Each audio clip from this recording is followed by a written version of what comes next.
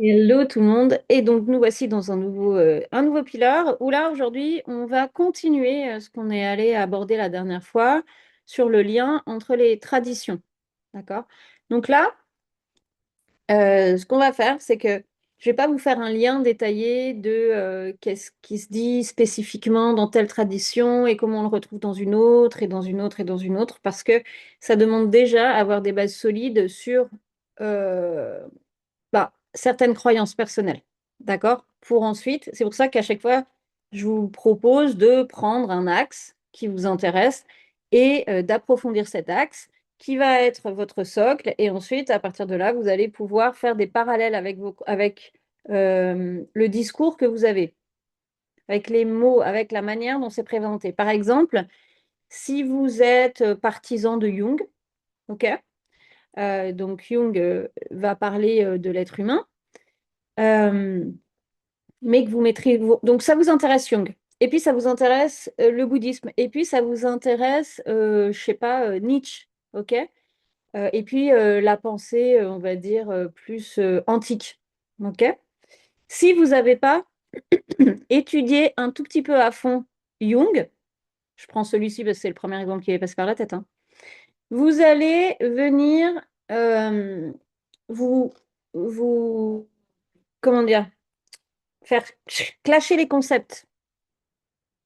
Et c'est possible que dans votre tête, vous vous dites, mais alors je comprends pas parce que qu'est-ce que telle personne définit lorsqu'elle parle de ceci et là de cela, et du coup moi comment je me positionne là, mais je sais pas trop de quoi j'ai envie de croire et quel mot je veux utiliser et finalement comment ça résonne chez moi. Vous allez être plutôt comme ça. Alors que si par exemple vous partez dans cette expérience jungienne, ok, donc vous étudiez Jung, eh bien tous les termes de Jung, par exemple l'anima mundi, ou bien l'animus, l'anima, on en a déjà parlé un petit peu de Jung là dans les pylores, eh bien, vous allez arriver à faire les parallèles dans tout ce que vous allez étudier à côté avec votre structure. Donc, par exemple, quand vous allez étudier le yin et le yang, vous allez vous dire, ah oui, ben, en fait, c'est l'animal animus que moi je connais. Donc, comme vous l'avez déjà étudié et mis en perspective par rapport à vous, ça va être très simple. Bon, là, c'est assez basique, c'est du yin-yang, mais l'anima mundi, par exemple, il faut comprendre ce concept, c'est l'âme du monde.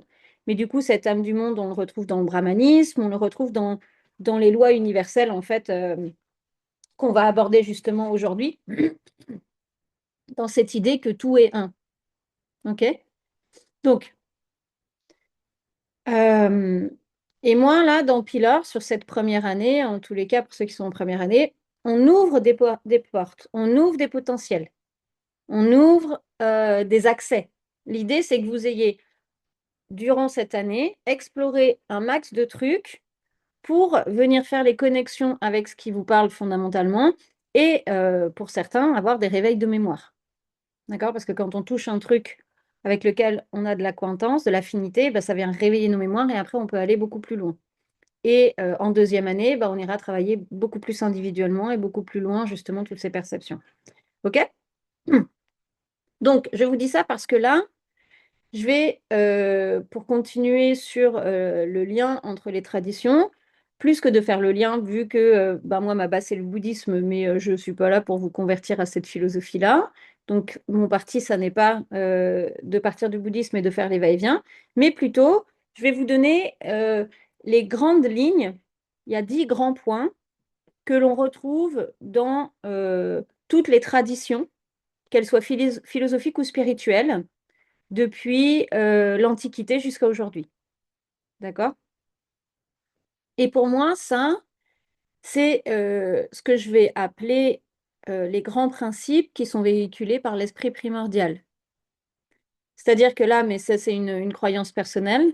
Moi, j'ai vraiment cette croyance que finalement, toute philosophie et spiritualité vient être exprimée à un moment donné parce que sur la planète, l'humain a besoin de certains concepts et de certaines choses pour ouvrir leur esprit. Par exemple, Jésus arrive, il amène le concept d'amour inconditionnel. Ok, avant, on n'employait pas du tout ce terme-là. Et puis, Mahomet amène un autre concept. D'accord? Mais parce que c'est une autre époque, c'est aussi une autre civilisation. Et donc, bon là, je vous parle de religion, mais chez les philosophes, c'est pareil, ça dépend vraiment du contexte. D'accord? Donc, moi, je pense qu'il y a une ligne commune et que cette ligne-là, elle va s'exprimer différemment en fonction des époques et des régions. OK? Donc, ça va? Avant que je parte tête baissée, est-ce que déjà il y a des remarques, des partages, des trucs comme ça sur ce qui a été peut-être vite fait nommé la dernière fois? Non, c'est OK? OK. Je pense juste à un truc qui n'a rien à voir avec la transmission d'aujourd'hui. Il y a deux choses. Déjà, euh, on va rajouter une date avec Sandra parce que on a eu une canalisation d'un outil hyper puissant. Donc, c'est une activation que j'aimerais vous délivrer. J'aimerais que ce soit Sandra, bien sûr, qui vous le délivre. Un petit peu de pratique. Et donc, eh bien, on va vous proposer une date supplémentaire qui n'est pas encore marquée dans les dates qui restent pour pouvoir recevoir ce code qui est ultra puissant. Donc, on est en train de le tester mutuellement, mais aussi de mettre le protocole pour vous le délivrer. Donc, ça, c'est la première chose. Deuxième chose, donc là, on arrive gentiment à la fin de l'année. Euh, le rendez-vous de Toulouse, le stage, voilà, je cherchais le mot de Toulouse, je vais vous transmettre le soin que j'ai canalisé en début d'année. Et donc en début d'année, ceux qui n'étaient pas là au stage qu'il y a eu à Osgore, au début d'année Pilor, hein, qu'il y a eu à Osgore, j'ai canalisé un soin énergétique. Et donc j'ai pris toute l'année pour l'alchimiser, le tester et tout. Et donc je vous le transmettrai lors du rendez-vous de Toulouse. Ça, c'est la deuxième chose. Troisième chose, et après j'en ai fini pour les petits blabla techniques. Euh, donc, Pilar, il y a à la fin de chaque année, donc c'est un cycle de 3 ans, et à la fin de chaque année, il y a une certification. OK? Vous avez la certification de la première année, deuxième année, troisième année, sachant que à terme, il y a, pour moi, dans Pilar, c'est certifié des praticiens aussi. Et donc, pour créer un annuaire dans lequel les gens savent que quand vous passez dans Pilor, si vous avez obtenu vos certifications, eh bien, vous êtes validé praticien 5D, donc avec une certaine éthique, avec un alignement et surtout, voilà, avec cette dynamique du nouveau monde. Et donc, pour cette certification, ben, je vous ai fait un petit questionnaire, donc je vous enverrai le questionnaire. Et puis, c'est un petit examen, hein, OK. Après, si vous avez suivi Pilor, normalement, il n'y a pas de problème. Mais à la suite de ça, eh bien, il y aura la remise des certifications. OK?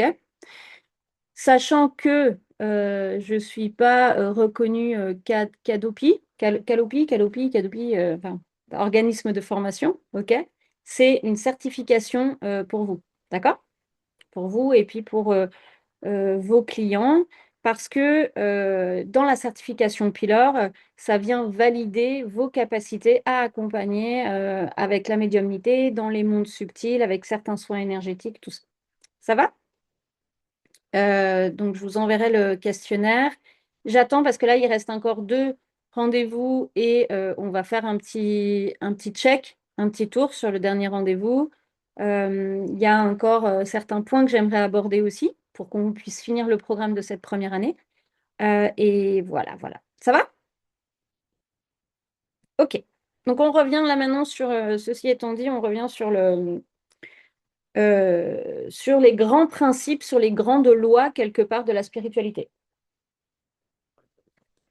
Alors, donc, il y en a 10. Après, bien sûr, on peut en trouver d'autres. OK? Mais là, il y en a 10 de base. C'est quoi qui te fait te marrer, Céline? C'est que j'ai mon chat qui participe Ah ben à voilà. Et la formation. On j'adore. n'en voit pas, mais il a vraiment les petites pattes. Il est très intéressé. Voilà. Trop mignon. OK. Donc, le premier principe, et c'est ce dont je parlais, c'est l'anima mundi, c'est tout et un. Dans ce concept-là, c'est vraiment l'idée qu'il y a une réalité ultime, que derrière toute apparence, il y a une unité, donc encore une fois, ce que moi j'appelle l'esprit primordial, ok? Et que cet esprit primordial se manifeste sous différentes formes, sous des formes humaines, animales, de montagnes, d'océans, d'humains, d'extraterrestres, enfin, ok? De plein de trucs comme ça. Enfin, de plein de trucs. De, se manifeste sous des apparences multiples. Mais que derrière, il y a un champ unifié. Et en fait, c'est ce qu'on retrouve aujourd'hui en physique. C'est ça qui est dingue. C'est que la physique moderne, on peut en faire le parallèle avec le concept des champs unifiés. C'est la même chose. D'accord? Donc, tout est un. Et encore une fois, c'est important de ce concept-là. Alors, tous ces concepts, je vais vous les donner, puis je vous inviterai à aller les penser, à aller les méditer. Vous vous mettez face à l'océan, ou face à la mer, à la montagne, à votre arbre, à votre plante d'intérieur, ça marche aussi. Ou vous fermez les yeux, mais et c'est vraiment se dire, tiens, ok, si tout est un, eh bien, alors il y a deux manières. Voilà, je vais vous donner deux manières de méditer sur des concepts philosophiques. Ok? Il y a la première manière qu'on appelle la manière Kamamanas. Kamamanas, c'est l'activité mentale. D'accord? Un peu excessive. Le Kamamanas, c'est vraiment comprendre que on ne peut pas tout intégrer et saisir par la pensée, seule. Donc, la première manière, c'est la manière analytique. D'accord? Donc, c'est-à-dire, OK, si dans cette multiplicité, tout est un, à quel endroit je retrouve ce un? C'est quoi qui, pour moi, circule à travers toute chose? Est-ce que ce qui circule donne forcément la vie ou pas? Et si ça donne la vie, est-ce que je considère que du coup, ça ne circule pas à travers une chaise? Ou bien est-ce que je considère qu'une chaise est vivante, mais pas par rapport à moi, mes termes d'exploration du vivant? Enfin, vous voyez? Donc ça, c'est vraiment l'aspect analytique. D'accord? Et en école de philosophie, on va débattre de cette manière-là. D'accord? Maintenant, la deuxième manière, c'est de méditer le concept. Et alors, je vous invite à faire les deux parce que quand on unifie les deux, ben, c'est notre 100% qui revient. C'est-à-dire qu'on va prendre le concept. Là, par contre, il faut se mettre en méditation. C'est-à-dire qu'il faut être vraiment d'abord dans un état de paix et de tranquillité. Mais encore une fois, ça peut être quand vous êtes devant l'océan. Et euh, ensuite, on prend ce concept, l'anima mundi, donc le tout est un, et je le fais juste descendre à l'intérieur de moi. Et quand je le fais descendre, ensuite, je viens juste me répéter, tout est un. Ok, tout est un. Et je laisse faire. Et je laisse apparaître les concepts et les choses. Quand on fait ça, alors c'est plus difficile, bien sûr, parce que c'est plus facile de se prendre la tête, mais on a plus l'habitude. Mais quand on fait ça, euh, c'est très intéressant parce qu'on peut vraiment toucher l'essence du concept. On peut pénétrer la voie de certains concepts. Donc, c'est-à-dire que vous pouvez transcender en fait le concept et aller toucher cette énergie, par exemple, du tout et un. D'accord. Ça, ça c'est vraiment quand on est dans des états modifiés de conscience. Pourquoi? Bah, parce que le mental, il ne doit pas interférer, en fait. D'où le fait que le, le premier truc que vous devez absolument faire, c'est savoir vous mettre dans votre bassin et ouvrir là-haut et arrêter de penser et à trouver des espaces de tranquillité. Ça, c'est vraiment le, que vous fassiez de l'art, que vous soyez entrepreneur, que vous soyez thérapeute, et encore plus si vous voulez vous engager dans une voie spirituelle, ça, c'est le truc que vous devez absolument savoir faire. Parce que sinon, vous allez passer votre temps à vous raconter des histoires, parce que le mental, il arrive et en fait, il vient saisir des choses ou vous faire croire des choses, alors que quand vous les recevez, vous les sentez, vous les savez. Et le deuxième truc, c'est que si vous n'êtes pas dans l'incarnation de cette ouverture, vous ne pouvez pas recevoir la grâce. Recevoir la grâce, recevoir l'éveil. Et l'éveil, je ne parle pas de, tiens, j'ai eu une prise de conscience. Ça n'a rien à voir avec un éveil. Ça s'appelle une prise de conscience. Quand vous avez un éveil, vous le savez, tout votre corps vibre, tout votre mental vibre. Quand vivez un éveil, c'est super perturbant parce que vous voyez le monde d'une autre manière et vous êtes seul à voir le monde de cette manière-là. Et donc, c'est pour ça qu'on dit que recevoir un éveil, il faut savoir s'y préparer. D'accord? Bref, ça va? Donc, on continue. Le deuxième point, qui est, qui est vraiment important, il vient en deuxième, c'est la loi, on peut l'appeler la loi morale universelle. Cette loi morale universelle, c'est en gros, ne fais pas à autrui ce que tu veux pas qu'on te fasse. Donc, ne fais pas aux autres ce que tu veux pas qu'on te fasse. Et tous l'ont dit, hein, Confucius, Kant, Jésus, dans le Dharma, dans la Mahat égyptienne, africaine, pareil, enfin, tous l'ont dit. Et ça paraît logique parce qu'en fait, aucune philosophie prône le fait de faire du mal à l'autre. Enfin, dans aucune philosophie, on dit fais la guerre et sois méchant avec l'autre. Ça, on ne dit jamais, hein, d'accord? Euh, on ne dit pas non plus de se faire écraser. C'est toujours trouver le juste milieu, c'est savoir poser la limite. Mais du coup, dans le concept ne fais pas autrui ce que tu ne veux pas que l'on te fasse, c'est vraiment une ligne de conduite qui empêche de mentir, de voler, euh, ne pas mentir, ne pas voler, ne pas tuer. Alors ça c'est plutôt bouddhiste, hindouiste en fait, ne pas tuer.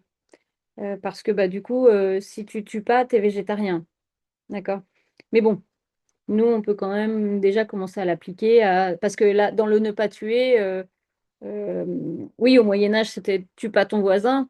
Sauf qu'aujourd'hui, c'est plutôt ne tue pas un insecte ou un petit animal, quoi. En tous les cas, dans le ne pas tuer, c'est avant tout respecter la vie, de toute manière.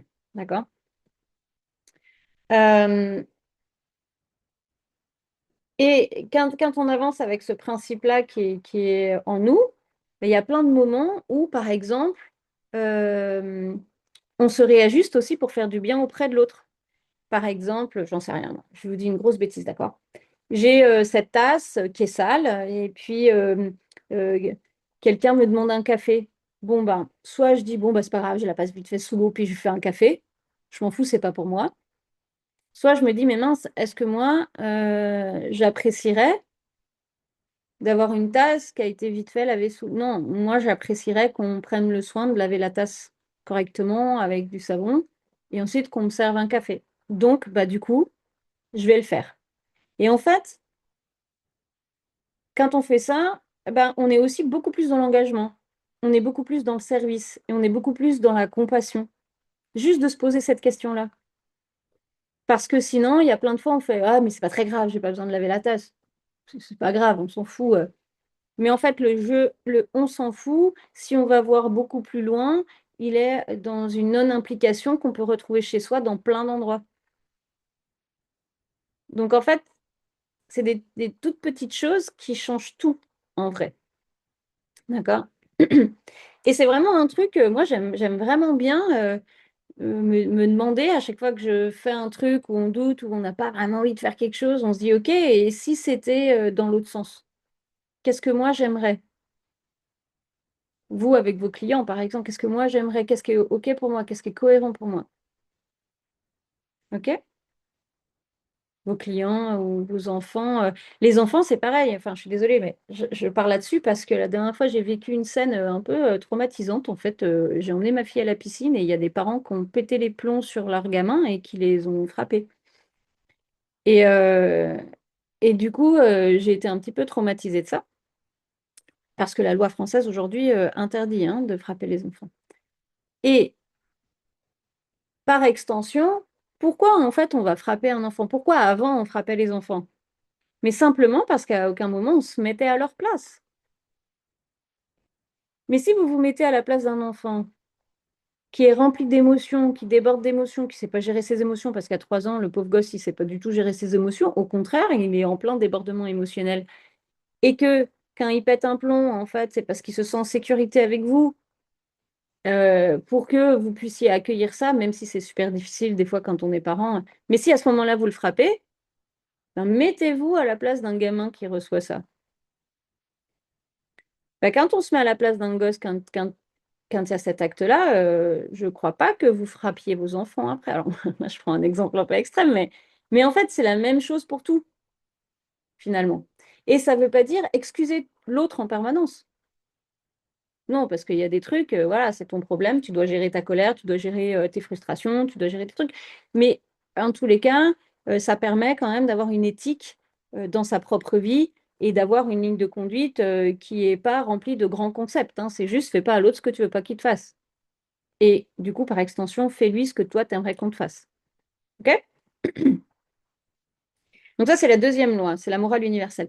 La troisième loi, c'est enfin, c'est pas une loi, c'est la troisième chose que l'on retrouve dans la majorité des grandes philosophies, c'est la continuité au-delà de la mort. Et en fait, cette notion de continuité au-delà de la mort, on la retrouve depuis le Paléolithique. Euh, on a retrouvé des cérémonies d'enterrement qui datent du Paléolithique, d'un couple qui étaient tournés dans une certaine position, les mains se tenaient, ils avaient certains objets en fait dans les mains, et donc du coup ça montre qu'il y a une croyance de continuité. Parce que sinon, on fait comme aujourd'hui, on balance le corps dans un cercueil et puis on n'y met rien. Et voilà, d'accord? Euh, et donc, dans toutes les traditions, il y a cette notion de continuité. Alors après, ça dépend de la tradition. Il y a en Égypte, eh bien, on traverse l'autre rive. Chez les Amérindiens, on va rejoindre les ancêtres sur le bateau ancestral. Dans le bouddhisme, ben, c'est la réincarnation. On revient. Chez les chrétiens, c'est le paradis ou l'enfer. Chez les musulmans, on retrouve Allah. Enfin bon, d'accord, il y a différentes manières d'aborder les choses, mais en tous les cas, il y a toujours une continuité. Ça, c'est dans les grandes spiritualités. Et chez les philosophes, c'est pareil. De toute façon, les philosophes sont toujours quand même un peu spirituels, hein. Et chez les philosophes, il y a cette notion de retrouver justement cet anima mundi, cette, euh, ce un, cette unité divine. OK? Donc, cette notion de continuité au-delà de la mort, je la trouve intéressante parce qu'en fait, il n'y a vraiment que notre société occidentale qui s'est coupée de ça. Et encore une fois, on s'est coupé de ça à partir du moment où il y a l'industrialisation qui est arrivée. Et au niveau philosophique, c'est ah, ah, est-ce que c'est Platon ou c'est Lacan? Voilà, ça y est. Non, Lacan, non, parce que c'est un- Bon, je vais faire la recherche, d'accord? Attendez, il faut que je le note. Donc, en tous les cas, il me semble, non, c'est pas Platon. Bon, ça va me revenir le nom. En tous les cas, au moment de l'industrialisation, ben non, c'est pas Platon parce que c'est bien avant Platon. Euh, Ah non, c'est Descartes. Ça y est, je vais vérifier, mais c'est Descartes. Descartes qui dit je pense donc je suis. Donc ça veut dire que tout est que pensée. Et donc, par extension, tout n'est que visible. Et donc, là, on tombe dans l'aspect conceptuel de l'ère de l'industrie, où tout est faire. Et petit à petit, du coup, ça donne, nous, notre société, hein, où on est dans une société du faire et du kamamanas à bloc. OK? Et donc, on s'est complètement coupé de cette notion de l'invisible et donc, par extension, de ces pensées de l'après-vie, de la mort. Qu'est-ce qui se passe derrière? Il y a plein de gens, moi j'ai accompagné des personnes dans le deuil, donc des personnes qui étaient, enfin, pas dans le deuil, dans la mort, qui étaient proches de moi en plus. Tu les disais, elle allait mourir, hein, cancer avancé. Tu crois en quoi? Qu'est-ce qui se passe derrière? Ben, en rien. Ben, il y a de quoi flipper hein, quand même quand tu arrives à ce moment-là de ta vie, hein.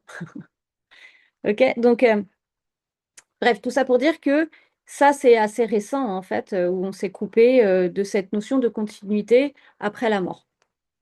Ça va? Et là, c'est pareil, je vous inviterai, tous ces concepts-là, je vous les donne pas pour, bah oui, pour abreuver vos connaissances, bien sûr, mais l'idée, c'est surtout d'aller les méditer, d'aller vous dire, bah tiens, effectivement, si dans toutes les sociétés, euh, enfin pas les sociétés, si chez tous les philosophes et toutes les grandes spiritualités, il y a une continuité après la mort, qu'est-ce qui est juste pour moi de croire? À quoi j'ai envie de croire? Et après, là, vous pouvez faire un mix hein, de ce que vous voulez. Hein. Je sais pas moi, réincarnation dans d'autres dimensions, sur des vaisseaux extraterrestres qui font, je sais pas quoi, qui sont en lien avec les anciens Égyptiens, par exemple. Ok. Mais parce que là, pour le coup, on est de l'ordre de la croyance. Autant les lois de manifestation, autant l'alignement intérieur, la médiumnité, tout ça, on peut avoir des preuves parce que on peut expérimenter ça un peu comme un scientifique. Moi, avec toutes les années de pratique, je sais très bien, par exemple, qu'il y a, je sais pas moi, certains light language qui sont toujours reliés à certaines tribus ou certaines manières de faire qui découlent de tel et tel truc, même si ça reste du monde invisible. Parce que l'expérience fait qu'on retombe toujours sur les mêmes trucs. Mais mourir, bah, pour le moment, on ne sait pas encore mourir et revenir pour raconter le truc, quoi. Donc là, c'est de l'ordre de la croyance. Alors que le reste, c'est de l'ordre de l'expérience.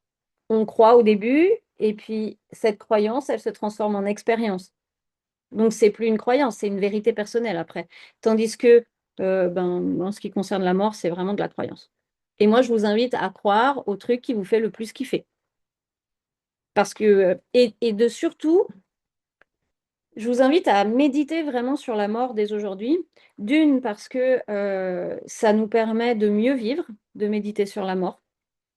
Parce que plus on est proche de la mort, plus on se rapproche de la vie.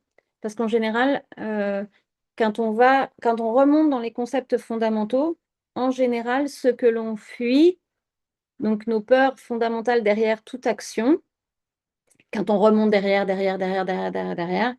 bah, c'est peur de mourir, en fait. Très souvent, c'est ça qui revient. Donc, si vous arrivez à être à peu près tranquille avec ce concept de mort, bah déjà, ça va vous aider à être beaucoup plus tranquille avec le concept du vivant, quoi. OK? Et puis, ben, après, le jour où ça se présentera, vous serez sûrement plus zen. Ça ne veut pas dire que ça ne fait pas flipper, ça ne veut pas dire que ceux qui disent j'ai pas peur de la mort, bon, c'est des inconscients, je pense. Hein. Parce que même si on est tranquillisé avec ça, c'est quand même comme sauter dans le vide avec zéro parachute. Hein. Bref. En tous les cas, préparez-vous à mourir, ça sera toujours bénéfique. Ça, c'est vraiment le truc. Et c'est pas se préparer enfin, et en même temps, se préparer à mourir, c'est se dire, bah, c'est pas moi qui vais décider. Parce que s'il y a bien un truc qu'on ne sait pas, c'est quand on va mourir, ni comment. Par contre, un truc qui est sûr à 100%, et là, je peux vous le garantir à 100% auprès de chacun, bah, c'est que vous allez mourir. Ça, c'est la vérité universelle, hein, pour le coup, quoi. Hein. C'est la seule vérité, finalement, qui est vraiment tangible et immuable. C'est qu'on va mourir. Donc, autant ne pas faire l'autruche et aller s'y frotter et s'y confronter un petit peu, quoi. OK? Et chacun le fera à sa manière, hein, c'est pareil. Euh, ensuite, quatrième, et finalement, c'est un petit peu la suite de ce que je viens de vous partager, c'est l'épreuve qui transforme. J'ai un client hier qui m'a donné un exemple qu'il a trouvé dans un livre, c'est le, le cadeau mal emballé. Je ne sais plus qui c'est qui dit ça, c'est un écrivain contemporain. Et en fait, c'est ça. Et ça, toutes les philosophies parlent de ça, du dépassement de soi. Et le dépassement de soi, c'est surtout accueillir l'épreuve comme étant un cadeau qui nous permet un repositionnement, un réajustement, une élévation d'âme. Et ça, on le voit. euh, de toute manière, quand vous êtes dans l'épreuve, bah, c'est là où on déploie des moyens pour avancer. Quand tout va bien, bah, c'est cool, on est heureux, tout va bien. Mais au bout d'un moment, on stagne. Et ça ne veut pas dire qu'on est obligé d'avoir des grosses épreuves. Vous n'êtes pas obligé de vivre des deuils pour évoluer sur le fait d'être joyeux et croquer la vie. Non, parfois ça va simplement être des petites morts personnelles, ça va être des obstacles qui vont vous faire vous questionner sur votre manière d'être, de faire, ou une réflexion sur qu'est-ce que vous renvoie l'autre. Et du coup, ça va vous permettre d'avancer. Enfin, vous voyez, il n'y a pas de... Parce que ça, c'est un truc qu'on me sort souvent quand je parle en conférence, beaucoup quand je parle de mes expériences, où on me dit, oui, mais en fait, du coup, il faut beaucoup avoir souffert pour avoir grandi. Pas forcément. Par contre, une chose est sûre, c'est que l'être humain est fainéant. Et que bah, si on n'a pas de challenge, ben, on ne faut rien. On se laisse vivre, quoi. Alors que quand on a des challenges, et que des fois, on vient se créer soi-même, les sportifs de haut niveau, par exemple, ils se mettent leur propre challenge, hein. Ils veulent telle médaille, et puis ensuite, souvent, ils visent les JO. Euh, et c'est pareil, c'est du dépassement, c'est des obstacles. Et donc, dans ces challenges-là, eh ben, peut-être que je vais viser les JO, mais que je vais faire une compète de sélection Coupe du Monde et puis que je vais me planter. Et moi, ça va m'effondrer. Et comment j'arrive à me relever de cet effondrement-là? Comment est-ce que j'arrive me leader à nouveau, à retrouver en fait cette détermination pour aller vers les JO? Ou j'ai une blessure au genou, je suis immobilisée, comment est-ce que je fais pour arriver à finalement peut-être utiliser les capacités de mon cerveau pour réparer mon corps? Comment est-ce que j'arrive peut-être à travailler plus mon mindset, plus que mon aspect physique? Là, je parle si on est sportif de haut niveau, hein. Enfin, bon, il y a tout un tas de choses. Une chose est certaine, c'est que tout est tout le temps parfait, parce que tout est tout le temps là dans une grande corrélation qui nous apporte aux uns et aux autres ce qu'on a besoin. Et le truc, bah, c'est que c'est Bob qui décide un petit peu de comment il a décidé d'agencer les choses. Bob, qui lui agence les choses en lien avec ce que nous on émane. Donc bon, c'est un espèce de gros business qui dépasse complètement notre capacité d'analyse mentale humaine. C'est aussi ça, il y a des endroits, c'est aussi pour ça que l'ésotérisme, on dit qu'on vit l'expérience et qu'on ne mentalise pas, parce qu'il y a des espaces dans lesquels on va pénétrer qui ne sont pas mentaux et qu'on ne peut pas du tout saisir par le mental. C'est d'ailleurs pour cela que tous les enseignements ésotériques sont créés avec des symboliques et des images, pas avec des explications de mots. Ok. Donc, quatrième, la transformation dans l'épreuve. Ok. Ça, c'est vraiment et alors, bien sûr, suivant les philosophies, bah, ça va être exprimé autrement, parce que ça dépend les époques. D'accord? Et il y en a qui valorisent vachement ça. Tiens, d'ailleurs, je suis en train de penser, c'est l'Église chrétienne, parce qu'elle vous sanctifie si vous arrivez à dépasser l'épreuve. Il n'y a pas de saint qui a eu une vie peace and full, quoi. Ok. Et il faut avoir souffert aussi quand même, hein. Si t'as pas souffert, je pense pas que tu deviennes saint, hein. C'est ça, chez les chrétiens, c'est ça. Il n'y a pas de vie peace and full, contrairement, par exemple, chez les bouddhistes, où c'est autre chose en fait. Chez les bouddhistes, c'est vraiment, et l'hindouisme, c'est euh, le côté sanctifié, c'est le côté de la bodhéité. Donc on atteint un niveau d'éveil supérieur, un état de conscience supérieur. Et ça, c'est donné à tout le monde. Mais il faut savoir transcender la mort, la maladie et la vieillesse. Donc en fait, il faut savoir transcender ces concepts-là, qui sont les concepts qui sont propres à la vie. Mais il n'y a pas besoin de souffrir atrocement pour atteindre la bodhéité, par contre. Je dis ça, mais dans le bouddhisme, on croit à la réincarnation. Donc, de toute manière, on sait que vous avez souffert, enfin, qu'on a tous souffert à un moment donné, quoi. On a tous été bourreaux et la victime du bourreau, quoi. Donc, bref. Mais c'est vrai que chez les chrétiens, c'est vachement valorisé. Et du coup, c'est là où je trouve que c'est un peu faussé parce que je ne crois pas non plus qu'il y ait besoin de se faire souffrir pour avoir un esprit sain, quoi. Cinquième point, euh, le... ça aussi c'est intéressant, c'est que dans toutes les philosophies, il y a un sacré transcendant, c'est-à-dire qu'il y a quelque chose qui existe au-delà du visible,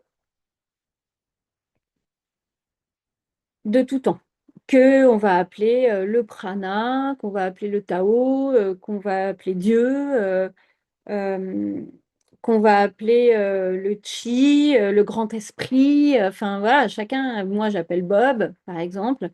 Mais j'appelle Bob par ironie, justement, parce que pour moi, c'est ça, ce Bob, il réunit tout ça, tous ces concepts, toute cette esprit primordial. Enfin, pas, c'est pas un esprit primordial, c'est quelque chose qui est plus fort que le visible. C'est encore différent du premier concept, hein.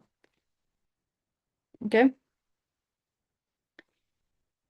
Euh,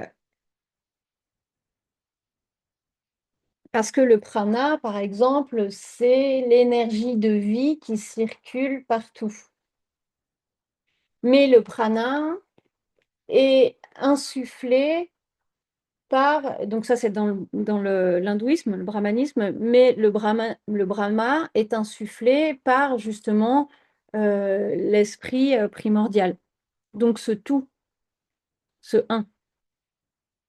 Ok, bon. Euh, En tous les cas, il y a tout le temps cette notion d'invisible qui a un impact sur le visible. Et dans la philosophie, dans toutes les philosophies, on utilise euh, notre esprit, mais aussi bah, toutes les techniques pour nous relier à nous-mêmes et à l'extérieur, dans l'objectif de saisir cet invisible. Ok. Euh, Toute philosophie nous invite à savoir nous connecter de plus en plus à cet invisible. C'est exactement tout ce que je vous transmets dans Pylore. Je ne vous fais pas des cours de philosophie, parce qu'on n'est pas dans une école de philosophie, mais dans la pensée de Pylore, c'est la même chose. C'est comment est-ce que j'arrive à vous transmettre les techniques qui vont être celles que vous allez pouvoir vous approprier pour toucher cet invisible qui va pouvoir progressivement vous amener à saisir l'esprit primordial. Parce que quand on saisit l'esprit primordial, quand on arrive à le percevoir, on va dire, bien du coup, on rentre dans un autre état de conscience où finalement on arrive à dézoomer aussi sur nos réalités et à prendre une autre distance et avoir une vision de la vie qui va être complètement différente de la vision matérialiste. Ou ce qui va être prédominant, ça va plutôt être une élévation de conscience, ça va être d'être aligné sur des valeurs personnelles, ça va être de préserver l'autre presque avant soi. Et surtout, c'est comprendre que c'est une grande continuité de quelque chose et on est moins dans euh, j'ai un stylo jaune et j'aurais aimé qu'il soit rouge. Ah bon, on revient, sinon ça va durer 4 heures l'histoire. J'ai pris mes petites notes exprès justement pour pas partir dans tous les sens, hein. Donc 6. Là, on est sur... Ah oui, ça c'est super intéressant. C'est la vérité ultime se trouve en soi. Ça, euh, on a sur le temple de Delphes, donc ça c'est chez les antiques, il y a marqué connais-toi toi-même et tu connaîtras l'univers et les dieux. Euh, Dans les philosophies orientales, on parle vraiment du maître intérieur. Euh, dans le brahmanisme, d'ailleurs, il y a tout un récit qui explique que que les dieux ont caché le feu divin. Donc, c'est toujours symbolisé par le feu. euh, donc, la flamme, c'est pour ça qu'on utilise les bougies. Pour revenir sur cette vérité ultime qui se trouve en nous, c'est que le feu divin des dieux se trouve toujours à l'intérieur de l'humain, mais dans les profondeurs de l'humain. Et donc, dans l'hindouisme, il y a un récit comme ça où Shiva veut absolument cacher le feu divin. Donc, le feu divin, c'est le feu de la connaissance, d'accord? La connaissance ultime, pas Kamamanas, pas la connaissance mentale, la connaissance ultime, donc celle qui n'a pas de mots, mais qui se vit et qui se perçoit. Celle qu'on appelle la grâce, justement. Et donc, du coup, euh, ils cherchent où cacher, puis les dieux disent ben, mets-le en haut d'une montagne, non, non, les humains vont le trouver, mets-le au fond des océans, les humains vont le trouver, mets-le sur la Lune, les humains vont le trouver. Et en fait, ils se creusent tous la tête à savoir où est-ce qu'ils iront jamais le chercher. Et ils disent ben, tout au fond d'eux-mêmes. Donc, ils le planquent à l'intérieur des humains. Et le hasard comme par hasard. Eh ben, le feu divin, il se trouve où? En général, il est caché entre notre cœur et notre bassin. D'où l'intérêt, et il n'est pas caché dans notre tête, donc d'où l'intérêt de venir dans son bassin, de rester vraiment dans cet alignement et ouvrir. En fait, plus vous allez pratiquer ça, plus vous allez toucher des espaces qui vont arriver à vous naturellement, en fait, sans, sans effort. Et là, vous allez voir la puissance de cette pratique qui est toute simple. Donc, en tous les cas, euh, il y a plein d'histoires qui expliquent le feu divin, donc suivant les mythologies et suivant les époques, c'est pareil, mais toutes les traditions, elles parlent que la vérité ultime se trouve à l'intérieur de chacun. D'accord? On est tous un Bouddha en devenir. Euh, Attends, il y a un truc chez les chrétiens aussi, c'est quoi? Euh, c'est Dieu en soi, mais j'ai plus la citation. Bref, en tous les cas. C'est quelque chose qu'on retrouve vachement. Et donc, c'est intéressant parce qu'à aucun moment on nous parle d'aller chercher la paix et la vérité à l'extérieur. C'est, c'est tout l'inverse de la société occidentale, hein, où la société occidentale, on nous fait croire que consommer va nous permettre d'être plus heureux. Alors que c'est être plus heureux qui nous permet d'ouvrir et puis d'acquérir des biens matériels qui vont amplifier ça, mais c'est d'abord être heureux avant d'avoir du bien matériel.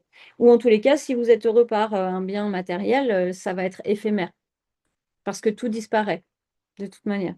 Une jolie voiture, au bout d'un moment, elle ne va plus marcher, vous allez la casser, alors que trouver un espace de bonheur intérieur, bon, vous allez être content que vous allez avoir votre voiture, puis quand elle ne sera plus là, vous serez quand même content. D'accord? Donc là, on est vraiment sur cette vérité ultime, que la vérité ultime se trouve en soi. Donc en gros, c'est vraiment intégrer que les solutions et les clés de votre déploiement, elles sont juste à l'intérieur de vous. Et tous les outils qu'on partage, tous les livres que vous allez pouvoir lire, toutes les conférences, tous les enseignements que vous allez pouvoir recevoir, ce sont des techniques pour vous inviter à revenir à l'intérieur de vous, trouver cette vérité ultime. Donc, pratiquez l'alignement dans le bassin, vous allez voir, ça va vous faire gagner du temps. Le septième point, c'est la loi de cause à effet. Donc là, dans le bouddhisme, tout le monde connaît, c'est la loi du karma. Encore une fois, le karma est neutre. Il n'est pas ni positif ni négatif, c'est simplement une cause qui crée un effet. Cet effet vient créer une nouvelle cause. Et si j'agis toujours de la même manière, eh bien, du coup, je vais toujours récolter le même truc. Et si je change de positionnement, eh bien, ce que je vais récolter va changer. Et ça, on le retrouve par exemple sur on récolte ce que l'on sème. C'est la même chose. La loi du karma, c'est ça, c'est on récolte ce que l'on sème. La différence avec le karma, c'est que comme c'est pris dans cette notion de réincarnation, c'est parfois on a semé des trucs dans 3 vies passées. C'est rarement ça, hein, mais j'exagère un peu là, mais on a semé des trucs par le passé et on les récolte après. D'accord? Sachant que plus vous évoluez dans votre conscience philosophique, spirituelle, plus vous évoluez, donc plus vous avez cette conscience-là spirituelle, plus vous êtes dans du karma immédiat. Les enfants, ils sont dans du karma immédiat. Alors, peut-être pas tous, mais ma fille, je peux vous garantir que elle, c'est du tac au tac. Mais j'ai vu qu'il y a beaucoup d'enfants qui sont comme ça aussi. Pourquoi? Parce que déjà, ils n'ont pas tous les filtres. Et euh, pourquoi eux, ils sont dans le karma immédiat et plus on évolue, on est dans ce karma immédiat? Bah, parce que justement, on va avoir plus, on va moins avoir toutes ces couches et tous ces filtres qui nous séparent de notre âme. Ça va? Maintenant, par rapport à cette notion de récolter ce qu'on sème, bah, il faut aussi savoir qu'il y a des choses qu'on va planter qui vont prendre plus de temps à pousser que d'autres. Si vous plantez des tomates, vous allez récolter plus rapidement les fruits que si vous plantez un chêne. Mais quand on plante un chêne, ben, on ne s'attend pas à récolter tout de suite, mais par contre, on sait qu'on va récolter longtemps. Alors que la tomate, ben, on récolte cette saison, puis c'est fini.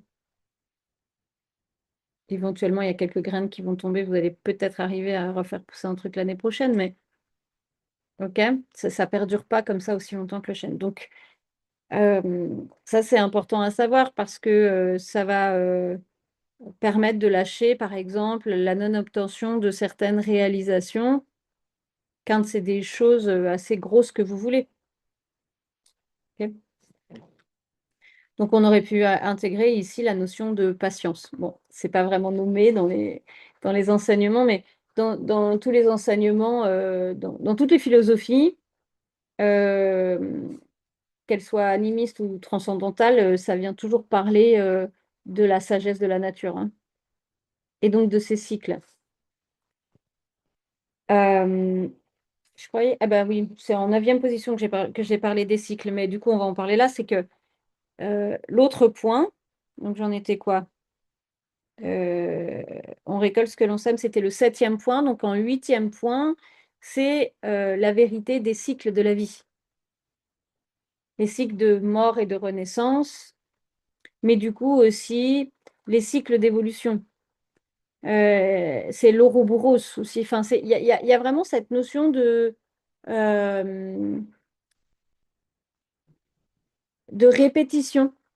En fait, il y a vraiment cette notion que tout change tout le temps. OK? Parce que après le jour vient la nuit. Après l'hiver vient l'été. Ou après la saison sèche vient la saison des pluies. Vous voyez, il y a vraiment cette notion de cycle.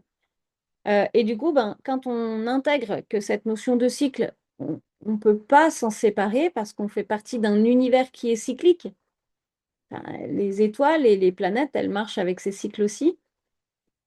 Donc, du coup, ce serait extrêmement prétentieux de croire que nous, on n'est pas pris dans ces cycles-là. Et alors, en plus, en tant que femme, on a quand même cette chance d'avoir des cycles qui sont super marqués et hyper évidents, qui existent chez les hommes aussi, hein, mais qui sont moins marqués. Donc, ça demande plus d'attention pour les déceler.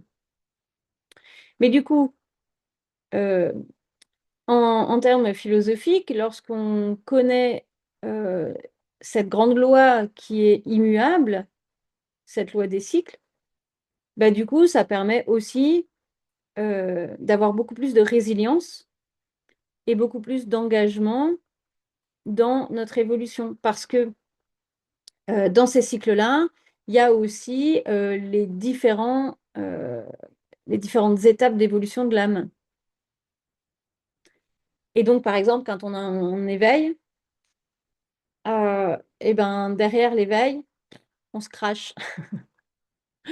On se crache pas forcément que parce qu'on n'arrive pas à saisir tout ce qui est en train de se passer, mais aussi parce qu'il faut intégrer tout ça dans le corps physique. Et que là, après, si on ne connaît pas ces mécanismes de cycle, c'est méga frustrant parce qu'on ne comprend pas pourquoi à un moment donné on a tout compris et que là on ne comprend plus rien. Ou pourquoi on percevait tout et que là on ne perçoit plus rien. Vous voyez? Alors que quand on connaît ces cycles, bon, bah, on sait que ça fait partie du processus d'intégration. C'est la même chose quand on apprend une langue. On apprend, ouais, si on est passionné par cette langue, on apprend super vite, machin, puis d'un coup, on stagne. Puis on a l'impression de régresser, de plus arriver à parler, mais en fait, c'est juste que le cerveau, il enregistre le truc. Donc il faut lui laisser le temps.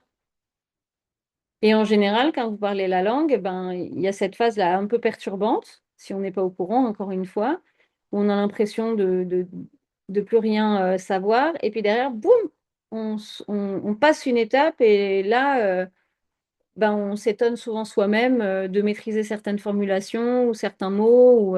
C'est comme s'il y a des trucs qui se sont intégrés bien plus profondément que ce que même notre mental avait perçu. OK?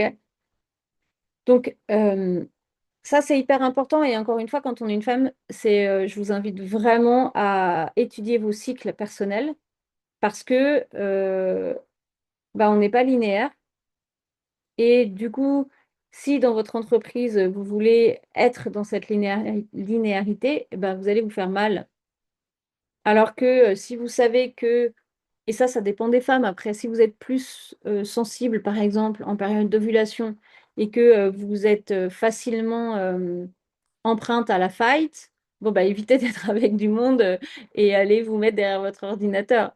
Ou bien si en période menstruelle, le premier jour ou le dernier jour, ou je sais pas, vous êtes lessivé, vous êtes KO, votre esprit est embrouillé, bon ben faites en sorte dans votre agenda de le notifier pour que ce jour-là, vous ne preniez pas de rendez-vous. Et si vous êtes en pleine forme, tant mieux, mais si vous avez besoin de vous reposer, ben vous savez que vous pouvez vous reposer. Ou dans le dev perso, ça c'est important aussi parce que, par exemple, si en fonction du cycle hormonal, je ne sais pas, on va dire 2 jours avant les règles, vous avez des variations émotionnelles et donc, par exemple, vous êtes déprimé alors que vous étiez super bien, puis tout d'un coup, vous vous levez, vous êtes plus bien, le monde s'écroule, vous êtes une merde.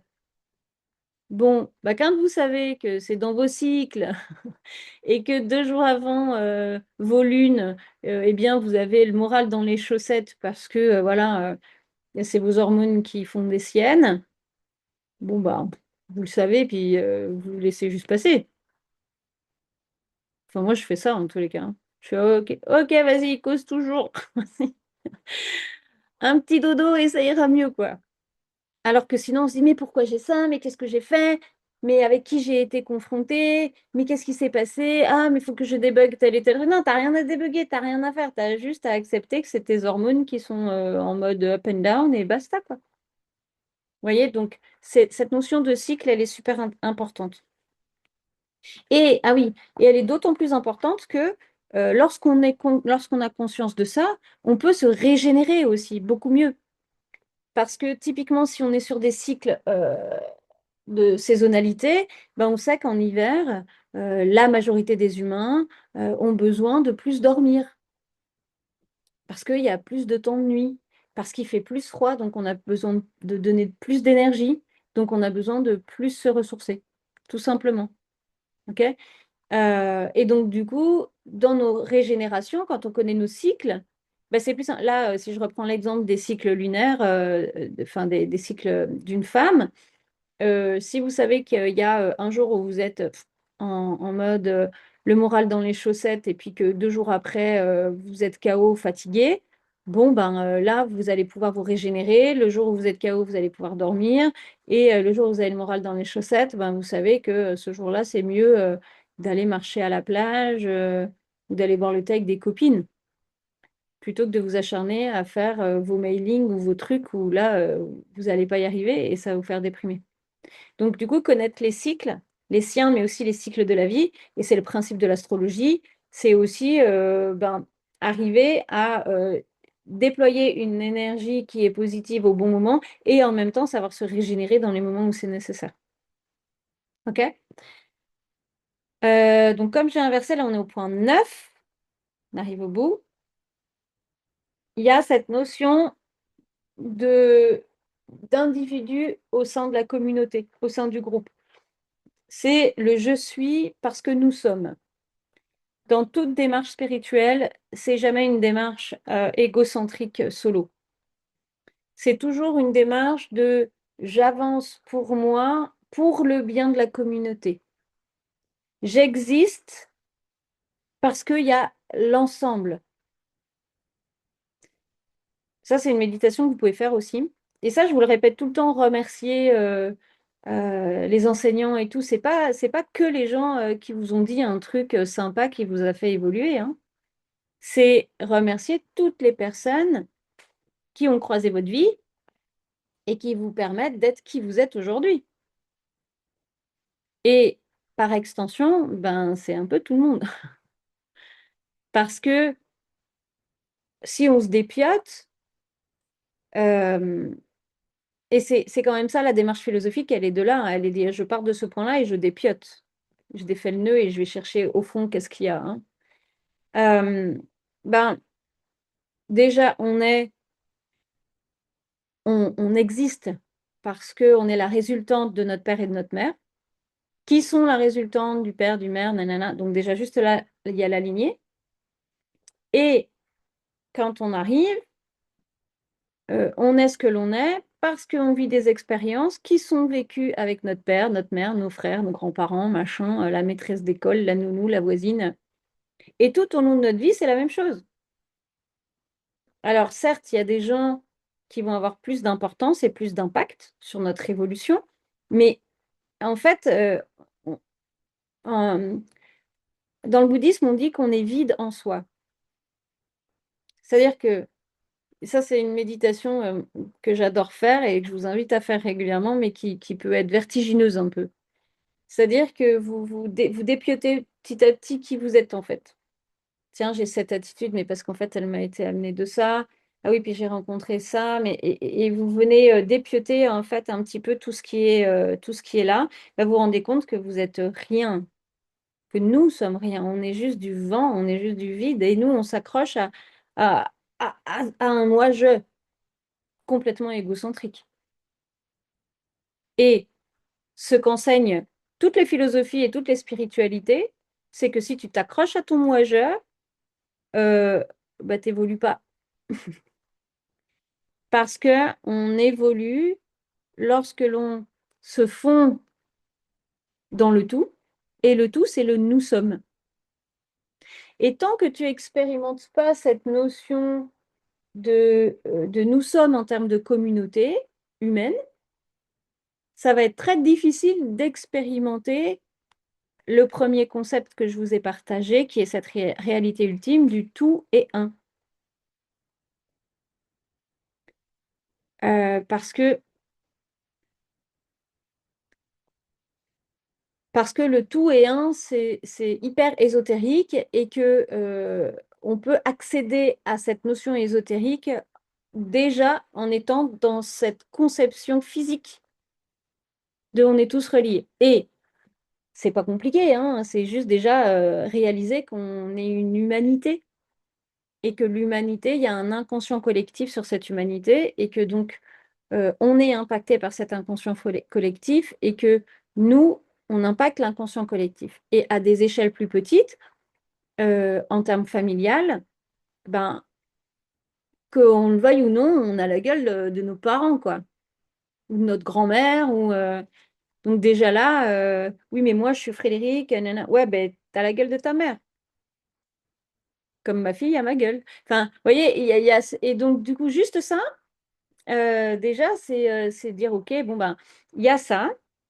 Il y a cette éducation, il y a cette manière. Pourquoi est-ce que je mets une chemise comme ça? Ben, très certainement parce que ça a été influencé par, je sais pas moi, ma tante ou peut-être ma prof de couture quand j'étais à l'école. Ou, vous voyez, il y a tout ça. Et quand on se rend compte de ça, on se dit, ah bah oui, moi j'étais là, ouais, j'ai ma petite chemise ça s'appelle pas de la dentelle, ça, mais en tissu, machin, mignon, nanana. Et quand on réfléchit et qu'on réalise que c'est même pas nous, finalement, qui avons envie de ça, c'est que c'est une influence qui est venue nous coller. Ça nous permet de lâcher pas mal de tous ces moi-je, en fait. Ok. Et ça, c'est de l'observation en permanence à regarder sur soi. Et c'est ça qui nous permet petit à petit de déconstruire et de lâcher, en fait, cette saisie sur l'individu. Et euh, Le je suis parce que nous sommes, c'est aussi, c'est ça, c'est je suis, j'existe parce que il y a tous ces êtres au-dessus de ma tête. Ça, c'est les concepts de lignée. Et du coup, pour évoluer, de remercier tous ces êtres qui nous ont enseigné et qui nous enseignent encore et qui ont ouvert des voies. Là, tout ce que je vous raconte, par exemple, eh ben, ça, c'est la résultante de plein d'êtres qui ont osé s'incarner, qui ont osé ouvrir leur voie, qui ont écrit des livres, qui ont transmis des enseignements, qui ont fait des choses. Et aujourd'hui, ben là, moi, je fais que reprendre les trucs qu'ils ont dit depuis des milliers d'années. Et donc ça, c'est comprendre que moi, je ne dis rien là, en fait.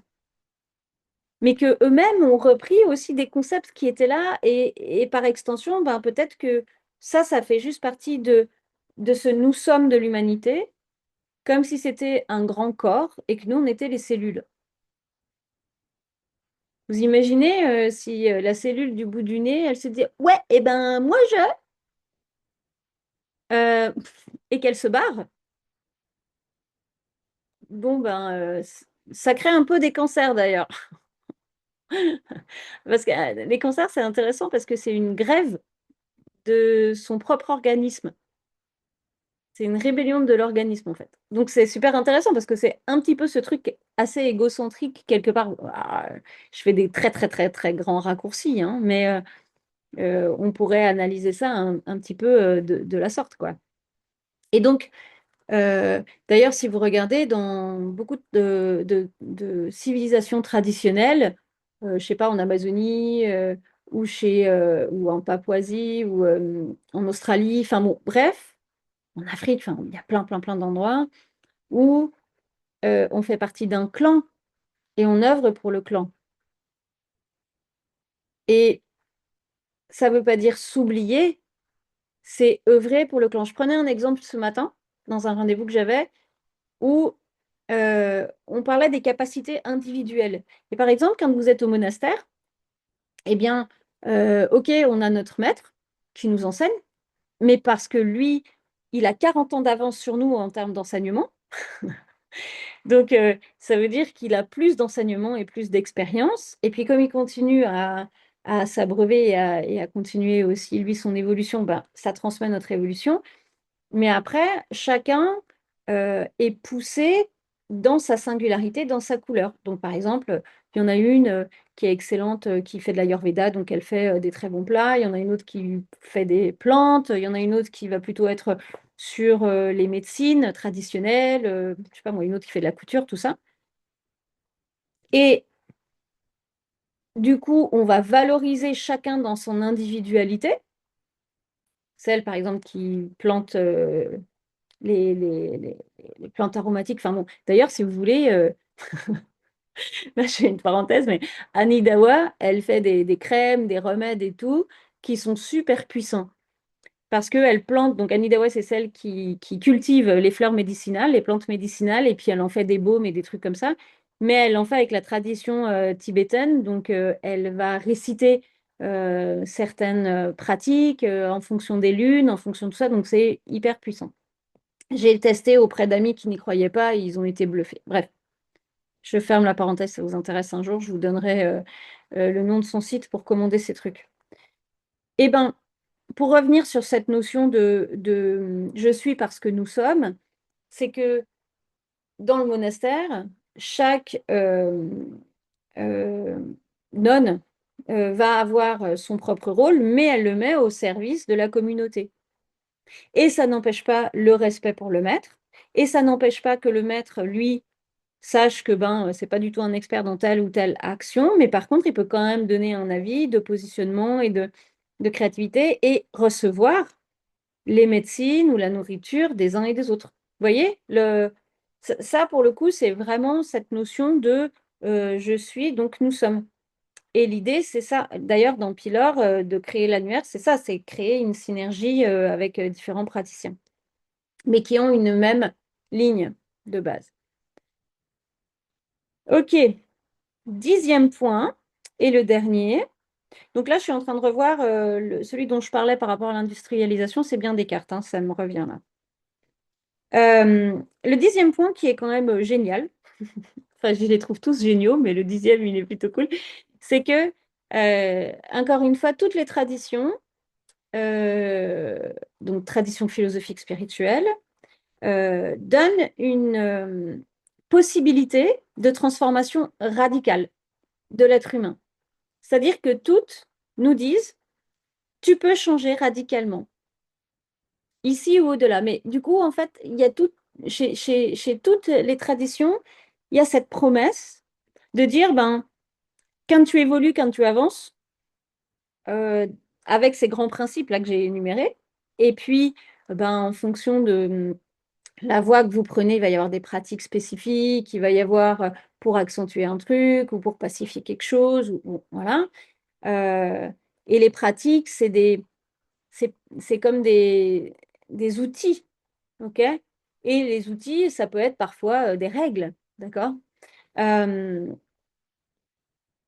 Par exemple, en islam, on met la règle de ne pas manger du porc, mais simplement pourquoi? Parce qu'à l'époque, ben, tu mets du porc dans le désert, ça tient pas une journée, ça rend tout le monde malade. Ou chez les chrétiens, on mange du poisson le vendredi, mais parce que les gens étaient tous débiles, ils ne mangeaient pas assez de poisson, enfin, ils étaient tous débiles. Ils n'avaient pas assez c'est quoi, c'est de l'iode qu'il y a dans le poisson. Et donc, du coup, ben, il fallait quand même qu'il y ait ça. Bon, après, c'est le symbole aussi de Jésus parce qu'il a multiplié les poissons, mais au-delà de ça, il y a des règles ensuite qui sont établies, qui sont des règles de vie, en fait, pour permettre à l'humain de s'élever. Par exemple, dans les yogas qu'on retrouve que ce soit dans le brahmanisme ou dans le bouddhisme, c'est des règles de vie pour mieux se positionner dans son corps, pour manger d'une certaine manière, pour, en gros, faire en sorte que notre esprit soit aidé à s'élever et pas plombé. Vous voyez? Et donc, si je reviens sur le 10e point, c'est vraiment, c'est vraiment l'idée que l'humain est capable ou a ce potentiel en lui de devenir un être supérieur, que l'on va appeler donc Bouddha, euh, Dieu incarné, on va parler de libération.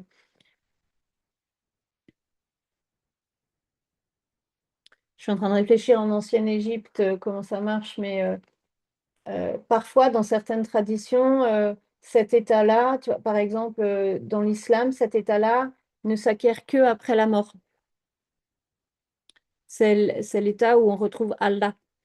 Mais du coup, toute la vie, on se prépare justement à la mort. Donc, ça dépend des traditions. Soit c'est faisable soit c'est OK de l'obtenir de votre vivant, soit vous vous préparez pendant votre vivant pour avoir une bonne mort, quoi, en gros. Donc voilà, ça, c'est les 10 points. On pourrait en trouver d'autres, hein. Mais c'est les 10 points qu'on retrouve dans toute philosophie. Donc, c'est un peu l'axe central. OK? Et si vous posez cet axe central comme étant des valeurs euh, de vie, comme une ligne de conduite, bah déjà, là, votre vie, vous allez la transformer. Parce que, ben, ne serait-ce que de méditer sur tous les points là que je vous ai proposés, vous allez voir, quand on médite sur ces points-là, je trouve ça toujours intéressant parce que tout d'un coup, on se dit, oh là là, je fais ça, moi, dans ma vie. Parce qu'on s'en rend pas compte, il y a plein de trucs qu'on s'en rend pas compte. Ou, mais même moi, des fois, je me rends plus compte de certains trucs. Je me dis, oh là là, là, je me suis désaxée dans tel et tel endroit, quoi. On se réajuste. Et ça fait partie des cycles aussi, hein. Et d'ailleurs, dans les cycles spirituels, en général, on est à fond, on kiffe un truc, on veut tout, puis tout d'un coup, on sature un peu, puis si on prend pas le soin de ralentir un peu, et ben, on envoie tout chier et on coupe tout et on fait marche arrière. Et si vous êtes accompagné par des gens qui sont capables de voir vos schémas et vos cycles, bah, ils sont capables de dire OK, take it easy, c'est normal, va respirer un coup, puis tu reviens quand tu es prêt. Sinon, bah, vous envoyez bouler le truc et puis vous revenez pas avant un bon moment. Et c'est surtout que ça peut créer pas mal de frustration, en fait. En se disant, mais c'est n'importe quoi, on me promet des trucs et j'obtiens rien. J'ai tout fait ce qu'on m'a dit, mais en fait, c'était trop nul ce qu'on m'a transmis. Eh, mais meuf, c'est juste que t'as pas médité comme il fallait. Non, je calmais. Vous voyez, il y a vraiment ce truc, et ça, on l'a dans tout. Ok? Donc, c'est pour ça que c'est important de connaître les cycles aussi, parce que ça permet de dire, oh là là là là là, je commence à saturer. Bon, on va juste aller respirer un petit peu. Et puis, on y reviendra quand ce sera le bon moment. Ça va? Et là, c'est pareil, hein, je vous parle en connaissance de cause, hein. Moi, j'ai tout renvoyé bouler, mes maîtres et tout, c'était que de la connerie. Et puis c'était vachement mieux le New Age, parce que en fait c'était vachement plus facile et plus coloré, et que il fallait rénover les choses, innover. On était au 21e siècle, il fallait révolutionner le truc. Ok, les 10 points là dont je vous parle, ça fait des millénaires hein, que c'est en place. Je suis pas sûre qu'on ait besoin de tout révolutionner, hein. Je pense qu'on est dans une période où, au contraire, on a besoin vraiment de réintégrer ces points-là comme principes fondamentaux. Bref, donc tout ça pour dire que euh, les cycles, plus vous les connaissez, plus vous le savez, moins ça fait des vagues. D'accord? Et plus c'est équilibré. OK. Est-ce que vous avez des partages, des suggestions ou j'en sais rien, des envies aussi d'aborder. Enfin voilà, est-ce qu'il y a quelque chose que vous voulez dire, que vous voulez communiquer avec moi, dialoguer? Non? J'ai remarqué de toute façon quand on fait les enseignements comme ça, théoriques, ça sèche derrière. Euh, Là, pour conclure, si vous avez une voix qui vous parle, par exemple, si vous êtes plus avec des affinités sur la voie chrétienne. Par exemple, Isabelle, toi, c'était tes enseignements d'enfance, un peu plus traditionnels. Oui, c'est pas forcément une affinité. Non, mais c'est quelque Ouais, chose ouais. que tu connais, en Oui. fait. En fait, c'est ça, c'est c'est le Dalai Lama d'ailleurs qui dit ça. Il dit, moi, je vous dis pas de changer de religion ou quoi, hein. En plus, le bouddhisme, c'est une philosophie, donc c'est vraiment une manière d'être et de penser la vie. Mais il dit, si vous êtes d'une tradition chrétienne, restez dans cette tradition et venez juste complémenter, en fait, avec les autres concepts ou mettre en parallèle. Donc, par exemple, c'est un exemple que je prends, mais quand on a eu une éducation chrétienne, eh bien, qu'on le veuille ou non, qu'on soit d'accord avec ou pas, il y a des concepts qui sont, que l'on connaît. Et ces dix points-là qu'on a nommés, ils y sont dans la religion chrétienne. Parce que chez les chrétiens, il y a ce que l'humain en a fait, et puis il y a les textes originels. D'accord? Et tous les textes spirituels, tous les textes saints sont toujours là pour élever l'âme, pour donner des clés d'élévation personnelle. Après, c'est ce que les humains en font. Parce que les humains ont bien compris que on peut manipuler avec la peur. D'ailleurs, ceux qui font du marketing le savent très, très, très, très, très bien. Donc, on vient dire, t'es trop nul parce que t'as pas la super méga technique que moi j'ai. Donc, viens m'acheter ma super technique. Et là, toi, tu dis, ah ouais, c'est vrai, je suis trop nul. Donc, tu vas acheter le truc. Et ben, dans les religions, c'est pareil. OK? C'est, ah, tu es un mauvais pratiquant, viens à l'église. Je veux pas casser. Tous mes potes sont chrétiens, hein, si jamais dans l'école de philo là que j'ai, ils sont tous à fond. Donc j'ai pas de problème avec ça.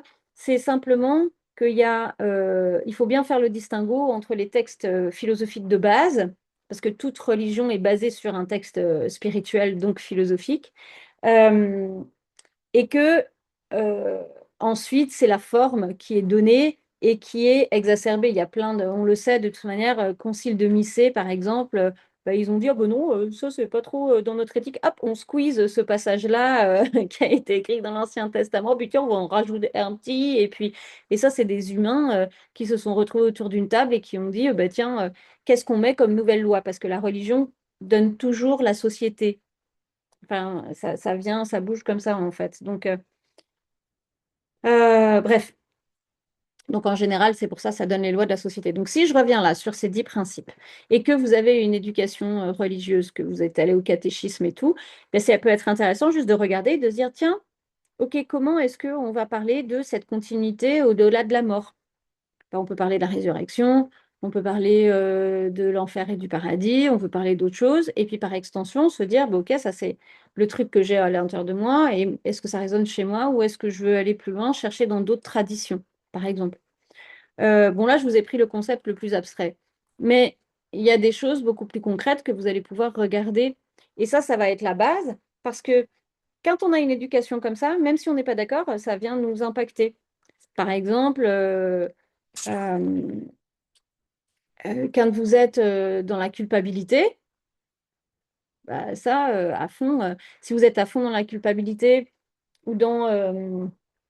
attendez, hier, j'ai eu un exemple, je me suis dit, tiens, il faut que je me rappelle de ce truc, et puis je ne me suis pas rappelé. La culpabilité, c'est vraiment un concept judéo-chrétien de oh mon Dieu, j'ai pas fait assez bien, par exemple. D'accord? Euh,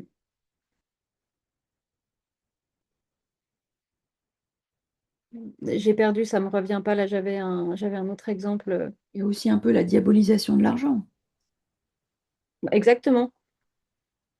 Voilà. Diaboliser l'argent ou ah oui, le Dieu. Ah oui, c'était ça. Le Dieu jugeant. Le Dieu qui juge, qui fait le bien, le mal. Et ah oui, ça y est, c'est ça. La discussion d'hier, donc c'est un client qui me partageait qu'il avait un très bon ami à lui. Ils étaient deux sur le scooter et le très bon ami qui était le gentil, je vais la faire très courte, mais est mort et le méchant, qui est la pire personne au monde, est resté vivant et que c'était injuste et machin. Et ça, c'est très judéo-chrétien en fait comme approche. Mais, euh, mais en fait, si vous prenez les choses avec une approche un peu différente, par exemple dans le bouddhisme, bah, au contraire, c'est juste, c'est-à-dire que quand on a fini d'accomplir ce qu'on a accompli ici, next life, bah ouais, on se libère, quoi.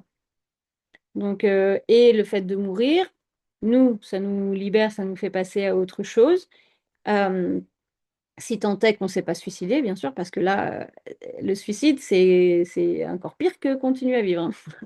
Parce que derrière, vous êtes vraiment coincé, en fait, entre deux mondes. Euh, et donc, si on est mort normal, en plus de nous continuer notre évolution dans un autre corps ou sur une autre dimension, eh bien, ça vient aussi apporter une leçon et un cadeau emballé, mal emballé, de transcendance. C'est-à-dire que on va, c'est l'épreuve qui va nous permettre de nous transformer, comme on l'avait dit dans le point 4. D'accord? Et que du coup, la personne qui est vivante, ben, limite, c'est pas une punition parce qu'il n'y a pas cette notion de punition dans le bouddhisme, c'est vraiment une notion d'apprentissage en fait, parce qu'il doit vivre avec la culpabilité que lui est vivant et que l'autre est mort. S'il est violent, machin, c'est que c'est quelqu'un d'hyper mal à l'intérieur de lui. Donc blablabla. Bla, bla, bla, bla. Donc en fait, si on regarde ça avec un autre point de vue, d'un point de vue philosophique, bah, c'est complètement juste parce que ben, l'autre, il a tout un terrain d'apprentissage dans lequel il va pouvoir évoluer. Qu'il y arrive ou pas, ça c'est autre chose. Si un jour il décide de se tourner vers les philosophies et de les incarner, de les étudier, bon ben là, peut-être il va arriver à évoluer. D'ailleurs, on voit pas mal de gens en prison qui se tournent vers les religions, justement pour ça. Ok? Donc, euh, est-ce que j'ai d'autres choses à vous transmettre? Non, pour moi, c'est OK. Est-ce qu'il y a d'autres partages que vous voulez faire ou c'est bon pour vous? Non. Très bien. Donc, euh, on va regarder là assez rapidement avec Sandra quand est-ce qu'on vous propose l'activation. Et on a deux rendez-vous. Donc, les deux rendez-vous, encore une fois, je vais regarder pour terminer le programme. Il y a des points sur le symbolisme que j'aimerais qu'on aborde encore un petit peu. Attendez, je les ai notés, les points que je voulais. Euh, Il y a tout un pan sur le pouvoir de l'eau. Et puis, j'aimerais aussi qu'on aborde la personnalité. Et là, on en a un peu parlé la dernière fois, mais voilà, qu'on revienne là-dessus. En tous les cas, je vais essayer sur le prochain rendez-vous de faire un résumé des différents points qu'on n'a pas abordés et comme ça, que vous ayez des notions. Et puis, le rendez-vous suivant, ce sera vraiment un rendez-vous pour approfondir ce que vous avez besoin d'approfondir. Et ensuite, ben, on aura la clôture. Et, euh, et donc, juste avant ça, je vous enverrai les petits questionnaires d'examen. Ça va? Ok, eh ben, je vous souhaite une merveilleuse journée. Je vous dis à très bientôt. Bisous.